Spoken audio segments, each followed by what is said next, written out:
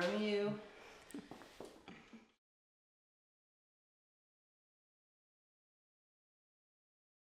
Perfect.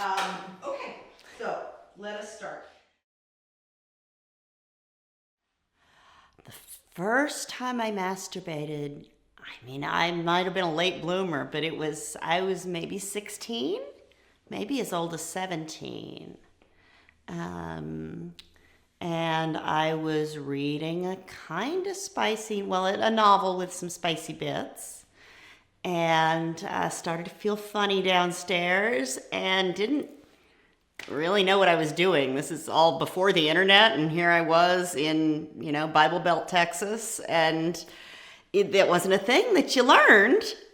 So it was kind of left to me to muck about and try and do some things, and ultimately it was kind of disappointing. So I don't know, I messed about for about 15 minutes and literally gave up. Do you remember the book? I do. It was the Clan of the Cave Bear books. Ah, yeah, that's a good choice. I don't know, once or twice a week, maybe.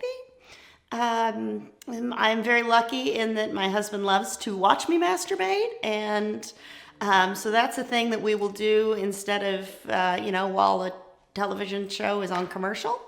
Is like I'll just masturbate on the couch and give him a little show. So I do a lot of partnered masturbation too, but when you're just talking to me solo, it's maybe once or twice a week.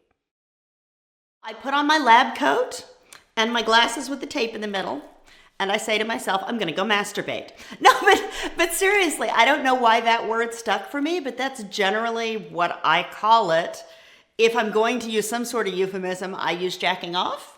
Even for my own equipment, I don't know, that's what works for me. I first had an orgasm the first time I had penetrative sex. So I had just gotten to college. It was literally my second day of college. I wasted no time. Found myself a likely gentleman who was a very kind and conscientious gentleman who kind of walked me through the steps. He had more experience than I did and was a great lover. And I had my first orgasm for the first time, and almost immediately my brain goes, oh yeah, no, I can do that. But probably my strongest orgasms come when I'm just in bed with myself and my fingers and my imagination. That's when I get the strongest orgasms. Although lately I have this toy that is kind of one of those suction things that attaches directly to your clit, and that has been mind-blowing in the strength of the orgasms it gives me. It's hard to pick one fantasy. I mostly fantasize about things that I cannot, have not, or should not do. So I guess if there was one fantasy that comes to me over and over, mostly what I think about is guy-on-guy sex. That tends to be a lot of, and in this, I'm also a guy. So I'm one of the guys at the gay sauna doing gay sex things. Or something of that ilk. So yeah, mostly I fantasize about fantasy things for me. Sometimes it can get as weird as because I'm way into bondage, tentacles and plants growing to restrain you and then being trapped in this restraint forever because the tree has now grown up around you, that sort of thing. I don't know, it gets weird in my head. It's never silly to do things that make you feel loved.